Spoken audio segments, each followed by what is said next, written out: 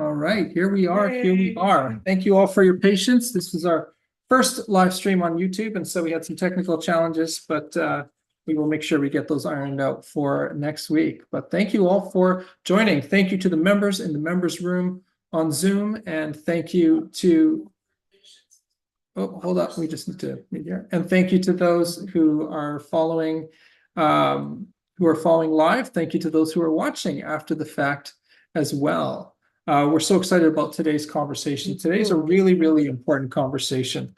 What we're going to do is we're going to start by re-grounding us on why we have these weekly life-giving leaders conversations. And what do we mean when we say life-giving leaders? And then we're going to go right into today's topic within that context, which is, how do you motivate your teams through chaos? Has anyone been experiencing a sense of chaos? A sense of, I don't know what's around the corner, a sense of things are crazy and I'm constantly putting out fires. And as a leader standing in the middle of that, feeling that yourself, how do you not only enter into your own sense of peace and maintain your motivation, but then how do you lead your team in a way that enables them also to stay motivated? So just a reminder that when we talk about life-giving leadership, we are talking about leadership that enables the people you are serving with to operate in a way where they feel fully alive. Life-giving leaders nurture environments that enable others to be fully alive. What do we mean by fully alive? Remember, we mean 7 simple things. Enable people to be their authentic selves. Enable people to stay connected. Enable people to feel and be safe. Enable people to operate in freedom and creativity. Enable people to be fully present in the moment. Enable folks to have a sense of hope about the future, and enable individuals to be fully valued and know the contributions that they're making and feel great about those contributions.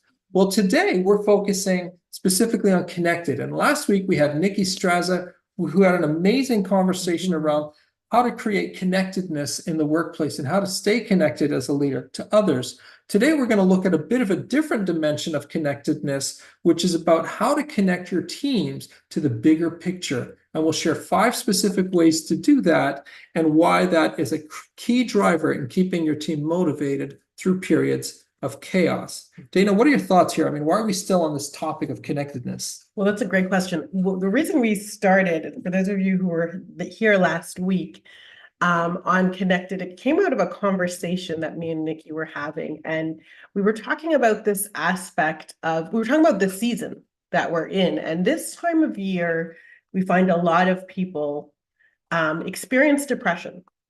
It's a known time where, just kind of coming out of, after that Christmas season, sometimes people feel a lull for a few months before they kind of feel themselves again. So we were talking about some of the causes of depression, and we landed on 2, which is feeling a lack of purpose and feeling a lack of connection.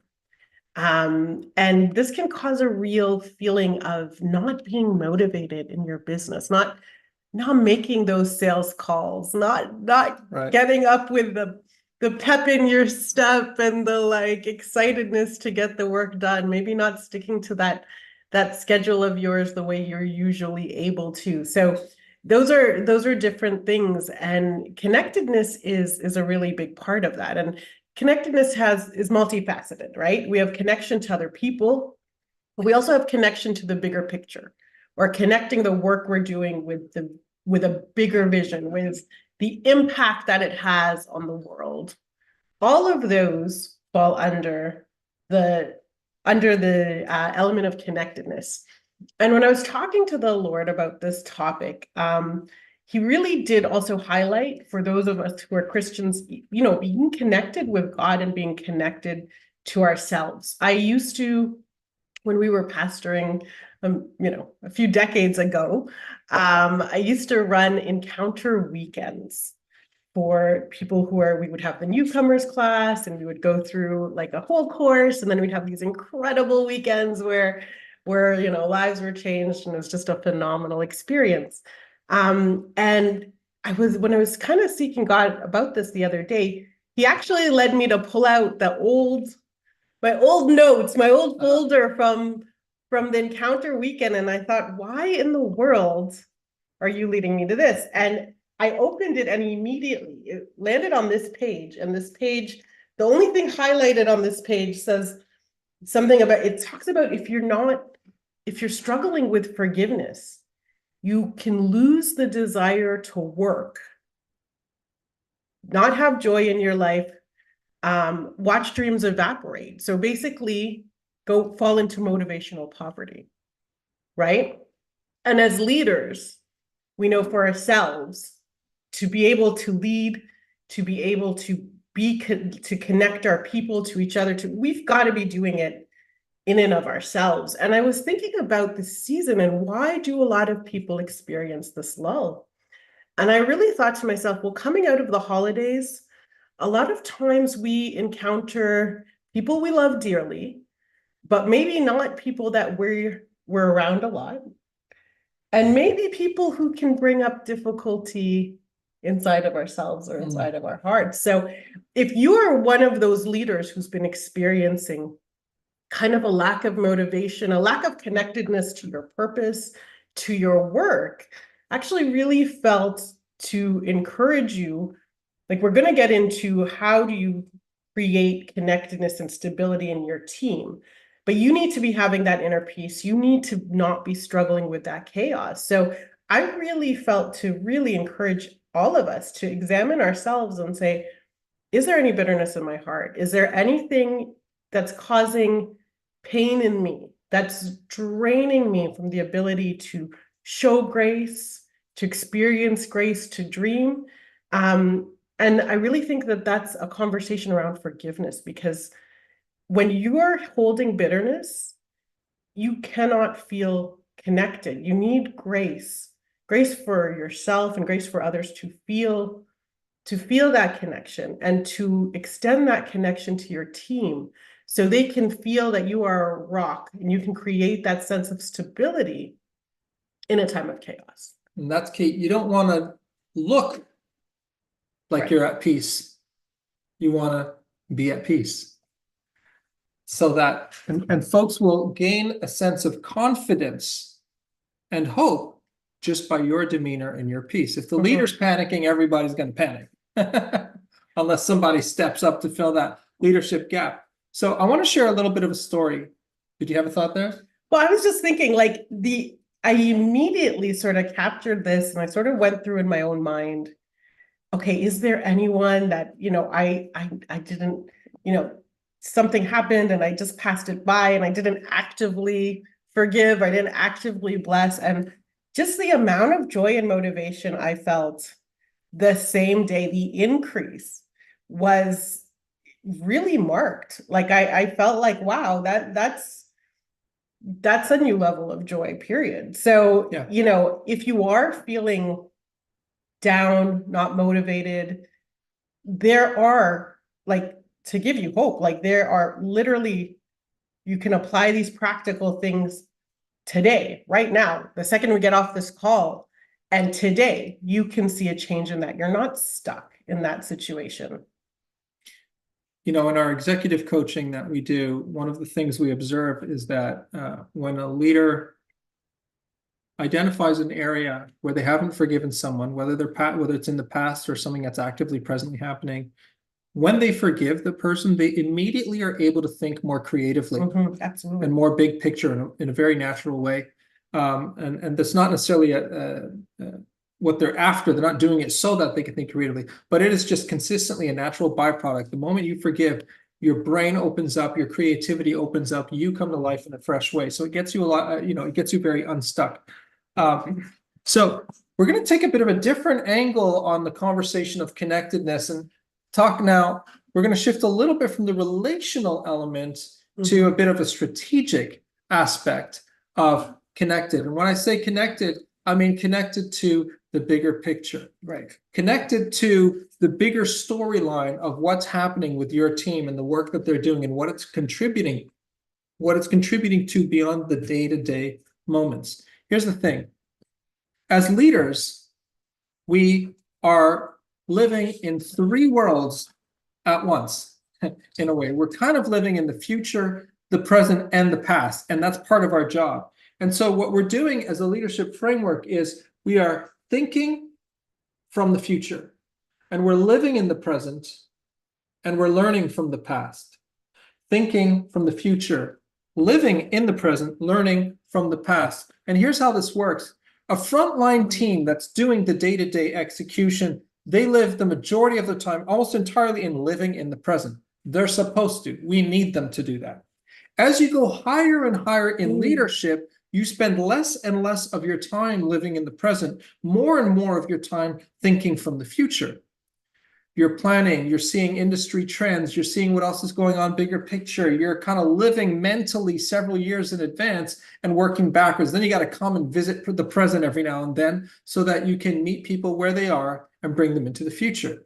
Now, I want to share a bit of a story that led me to recognizing these 5 critical questions that your team needs you to be answering at all times. 5 critical questions your team needs you to be answering at all times, especially in the midst of a chaotic season, in order to help them stay motivated. But first, before I share the 5 things, let me share with you the story, or one of the stories that led me to this clarity. When I was working at Shopify, and I was leading the revenue operations team there for one of their divisions, and we had a lot of pressure. And we were working in a fast-changing environment. And sometimes it felt overwhelming for my team. And it was a natural byproduct of the environment. It felt like chaos. There were always so many moving parts, and you never knew what was going to be around the corner. It was a natural dimension of a fast-growing environment, the way that Shopify has been. Now, I thought I did a pretty good job of giving everybody clear guidance on where their focuses need to be, and I actually did do a good job of that. I also did a really good job of painting a compelling long-term vision for the team and the work that we were doing. And I thought, well, great. I mean, they got clarity of focus for today. They know where we're going in the big picture. They must be motivated. They were not motivated. And they were not motivated. And I thought, well, I don't get it. I'm checking all the boxes. And I came to realize that the missing piece wasn't just about current focus and clarity on where we're going in the big picture, but the missing piece was the space in the middle. There was a huge disconnect between the present and the desired future. And as leaders, we need to meet our team members where they are and actually act as a bit of a tour guide, guiding them toward the future that we envision. You can't just state the present, state the future, and let this be this chasm between it. We actually need to fill that gap. And once I was able to fill the gap with these 5 questions, then almost immediately we were able to see a heightened sense of motivation. So would you say the 5 questions, what they're doing is connecting the current activities to the bigger picture? Yes, and when we say bigger picture, we're specifically talking about the future. Now, you say, well, Michael, you're being ridiculous. You're asking me as a leader to tell the future? And you're saying if I can tell the future well, then my team will be motivated? Not quite. Let's unpack it a little bit. I'll just share one other thing, because we said that one thing on authentic leadership is hopefulness, creating hopefulness in our environment. And I've always been a very hopeful person. I have a very optimistic view of the future, right? And so I'm always expressing that optimism with my teams. I've always been expressing that optimism. I always think we're going to find a way to work it out. And usually I'm right when in that.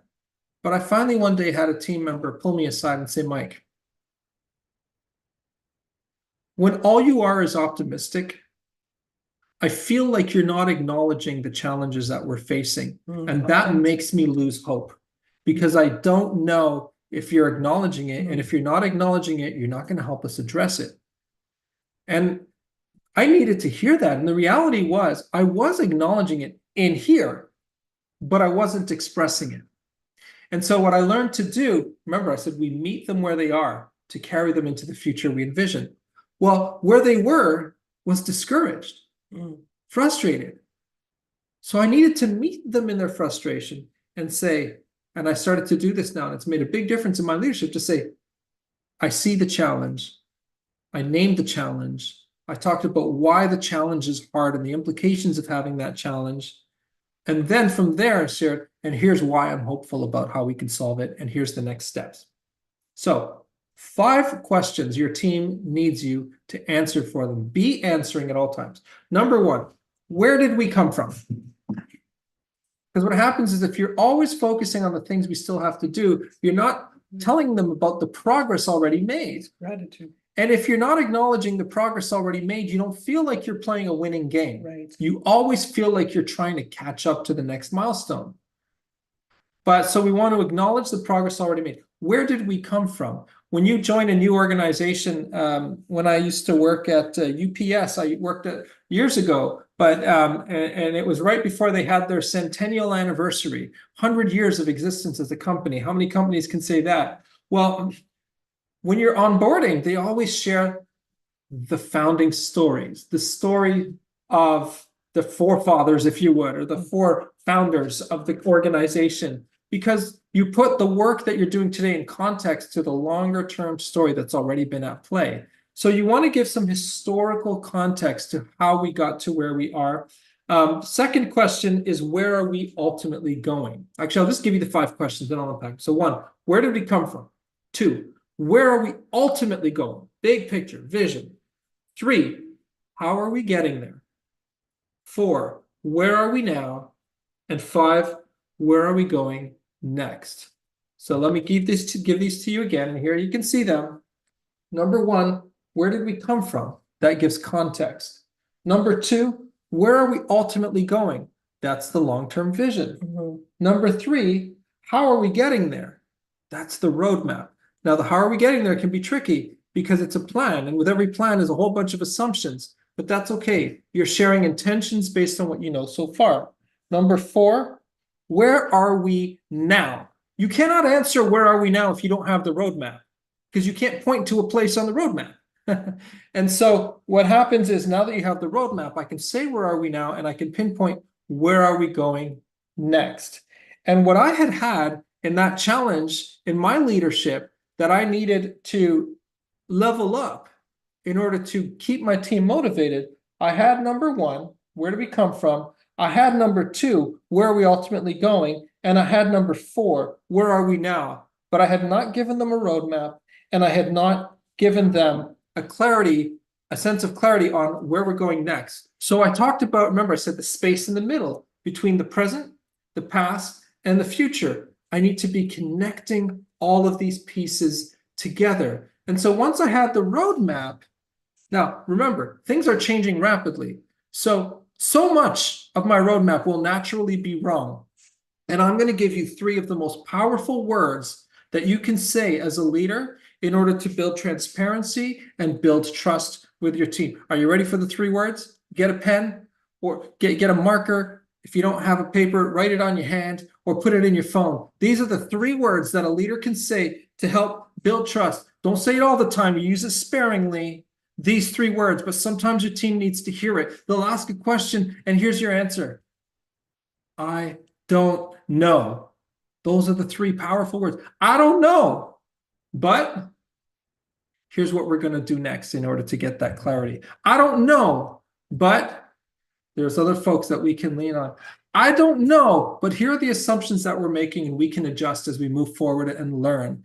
And so it's important that we're answering all 5 of these questions. Now, that doesn't mean this is a script for every conversation you're having, but you want to be doing a regular check and saying, am I, as a leader, providing clarity to these 5 questions for my team? Can they answer it with confidence? So these are fascinating because each of these actually tie back to a neurological concept that causes us to be engaged, to move forward, to problem solve. The first one, where did we come from?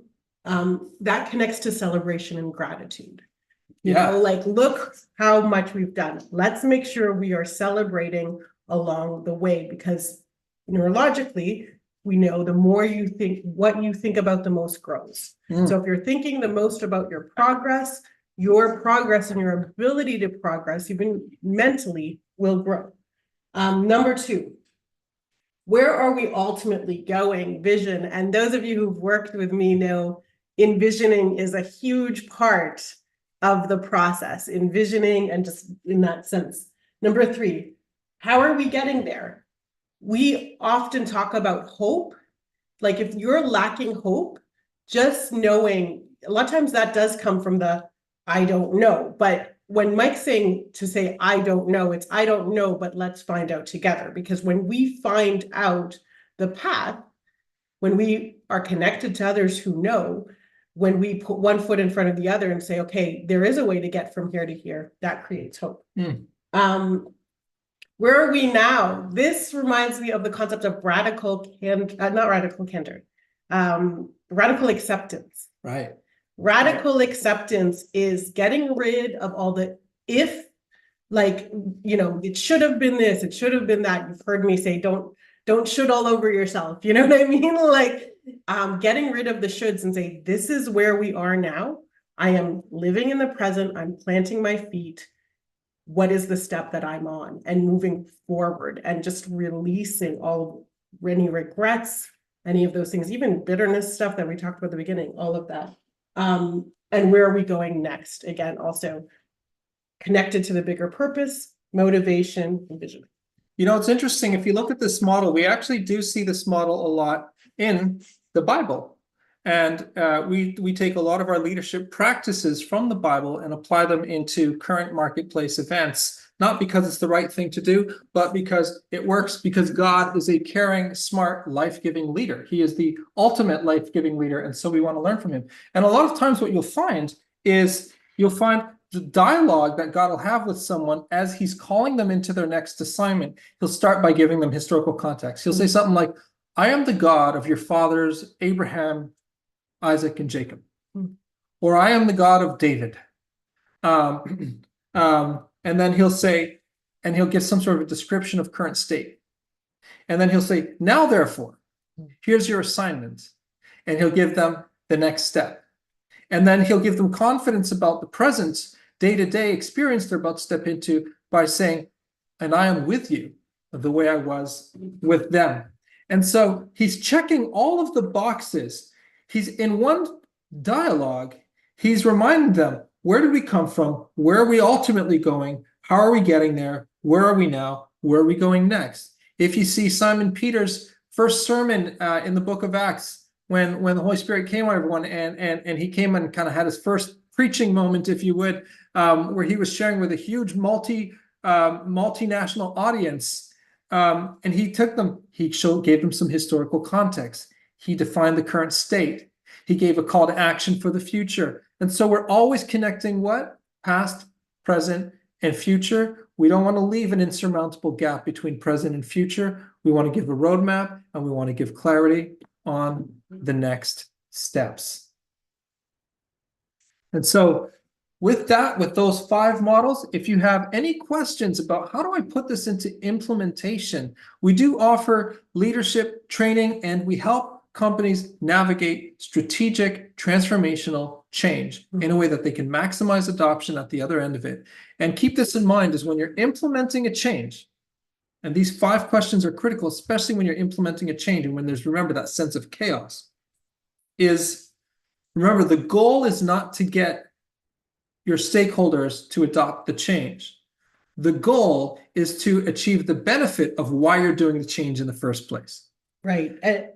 Adoption is just how you get there. And with a lot of individuals, we've done the course Defining Your Next Chapter with Clarity and Confidence. And we're finding with our corporate clients, there's a lot of people that we're taking through the same steps, but in change management for their entire corporation or organization. Absolutely. So if you want to chat about your organization and how we can implement these leadership principles and help develop your leadership teams, simply email us, info@hannastrategy.com. That's HANNA strategy.com.